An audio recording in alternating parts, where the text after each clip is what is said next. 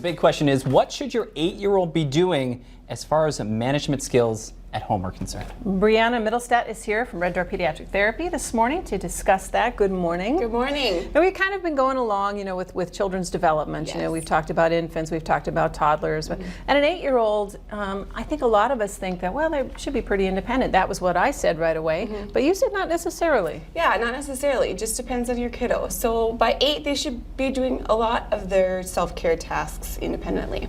So for dressing, they should be doing all their fasteners, tying their shoes, managing belts, picking out their clothing, toileting.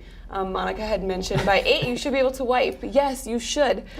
Sometimes kiddos can't, and it's not necessarily that they can't, but it's a motor issue, a motor coordination issue, a pressure issue. They can't wipe thoroughly, stuff like that. Sometimes maybe a parent. Yeah, sometimes maybe a parent. Sometimes it can be, oh, I'll just help. But by this age, they should be independent. Mom and dad should be letting go at this point. Yes, for sure. Which brings me to a main question here. When I was 8 years old, I don't think that my mother could tell me what to wear. I already had my own ideas, but I think it's tempting when you see some of the things they have on to want to jump in there. Exactly. So sometimes giving them an option of like, okay, option A is this, option B is this, which one do you want? Or what do you think we should wear? It's kind of chilly out.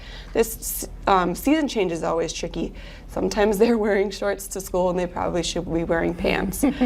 So that's always a battle at home. So maybe still steering them in the right direction, but giving them some general ideas. Giving them some independence for sure. Now we're always sending our kids off to wash their hands, and I would imagine by 8 it's like, go wash your hands, but that doesn't necessarily mean that they're doing a good job. Not necessarily. They'll turn on the water. They won't turn it to hot or cold. It'll just be whatever's in the middle and whatever easiest.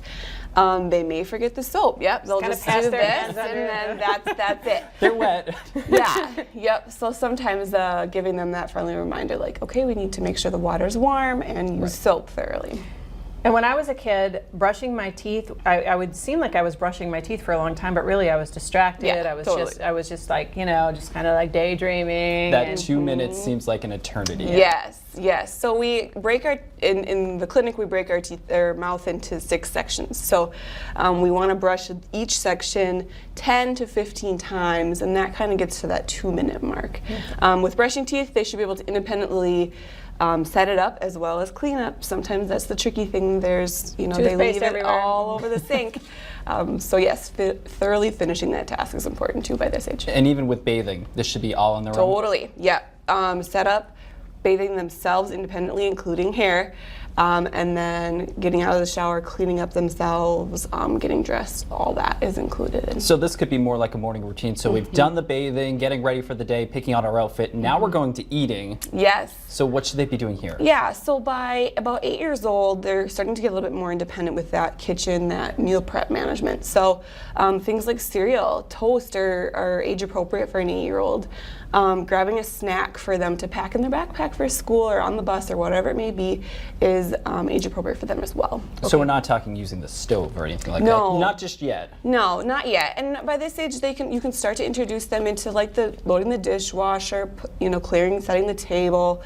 All that stuff is really age appropriate for them. Now what if you get to the age of 8 and you just now are suddenly realizing, they should be doing some of this stuff and they're not? What do you do? Sure. So there's a variety of things that we can provide as strategies for kiddos that are not completing these tasks independently.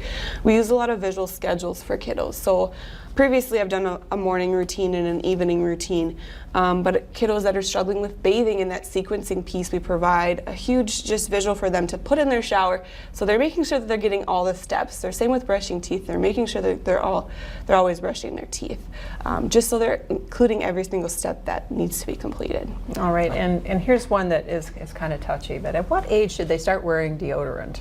Sure. So we usually will start that about the 10-year-old range, just to kind of teach them. We'll add that into their morning routine, talk about some hygiene, why we're wearing it, what's the purpose of it, stuff like that. It can be kind of a touchy subject. It can be a touchy subject for sure. Yeah. All right, where do people find you? Red Door Pediatric Therapy in Bismarck. We also have a clinic in Minot. Okay, and do you have a website? Yes, reddoorpediatric.com. Okay, yes. so if you have questions about any of this, you can call, you can go to the website. That's a good place to start. For sure, yes, definitely start there. All right, thanks, Brianna. Thanks so much. We'll wrap things up when we come